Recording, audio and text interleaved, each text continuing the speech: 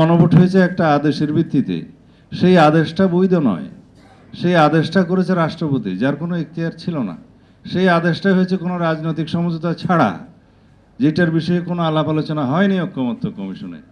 হঠাৎ করে জুলাই জাতীয় সনদ বাস্তবায়নের জন্য যখন আইনি ভিত্তির দাবি উঠল, তখন আমি প্রস্তাব করেছিলাম ঐকমত্য কমিশনে, ঠিক আছে আমরা জনগণের কাছে যাই, আমরা যে জুলাই জাতীয় সনদ তখন স্বাক্ষর হয়নি, যদি স্বাক্ষর করি সেই স্বাক্ষরিত জুলাই জাতীয় সনদের পক্ষে সার্বভৌম জনগণ আছে কি নাই সেই প্রশ্নে আমরা একটা গণভোট দেই এবং সেটা আইনি বৈধতা পাবে।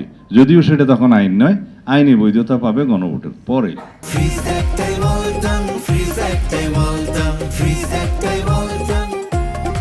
সেটা ভিত্তি রচনা হবে। তা আমরা সেই গণভোটের কথা বলছি, কিন্তু সেই গণভোটটা দেওয়ার জন্য একটা অধ্যাদেশ জারি করতে হলো, গণভোট অধ্যাদেশ। ঠিক আছে, গণভোট হবে, কিন্তু কিসের উপরে হবে সেইটা একটা ছল চাতুরের মধ্য দিয়ে তারা একটা অবৈধ আদেশ প্রণয়ন করে নিল যে এখানে 4টা প্রশ্ন থাকবে, তার মধ্যে একটা মাত্র জবাব দিতে হবে হ্যাঁ অথবা না। 4টা প্রশ্নের মধ্যে আলাদাভাবে হ্যাঁ অথবা না দেওয়ার কোনো বিধান রাখা হলো না। সেই গণভোটের আদেশটা কেন জারি করতে হলো?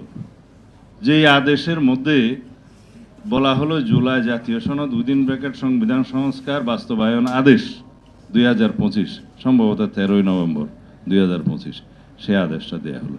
কিন্তু এইরকম কোনো আদেশ জারি করতে পারেন না। আমরা সমঝোতার ভিত্তিতে গণভোটের অধ্যাদেশ জারি করার পরে গণভোট হতো, এবং গণভোটটা যখন দেয়া হবে, গণভোটের প্রশ্নটা কি হতো সেটা আমাদের রাজনৈতিক সমঝোতা হয়েছে যে জুলাই জাতীয় সনদের ওপরে জনগণ হ্যাঁ অথবা না বলুন।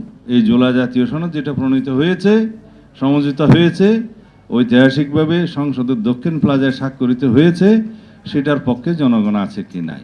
এখন জুলাই জাতীয় সনদে তো অনেকগুলো দফা আছে, সমস্ত দফাগুলো তো জনগণ পত্রিকার মাধ্যমে পড়েছে, ওয়েবসাইটের মধ্যে পড়েছে, তারা জানে। এখন 80-84টা প্রশ্নের জন্য তো হ্যাঁ অথবা না বলার দরকার নাই। এই যে রাজনৈতিক সমঝোতার দলিল হিসেবে যে জুলাই জাতীয় সনদ 2025 স্বাক্ষরিত হয়েছে, তার পক্ষে জনগণ আছে কিনা একটা মাত্র কোশ্চেন হতো। তার মধ্যে সাংবিধানিক সংস্কারের বিষয় ছিল, আইনি সংস্কারের বিষয় ছিল, এবং অন্যান্য বিধি বিধান যেগুলো পরিবর্তন করতে হবে সেটা বিষয় ছিল। আমরা এটাও সমঝোতায় উপনীত হয়েছিলাম যে সংবিধান সংশোধনের প্রশ্নটা বাদে, অংশটা বাদে, বাকি যে অংশটা আছে সেটা ইন্টারিম গভর্নমেন্ট তখনই বাস্তবায়ন করতে পারে, করেছেও অনেকগুলা অধ্যাদেশ জারির মধ্য দিয়ে। পরের পার্লামেন্টে সেই অধ্যাদেশগুলো আইনে পরিণত করার একটা বিষয় থাকবে, সেটা ভবিষ্যৎ পার্লামেন্ট দেখবে, তারা আইনে পরিবর্তন।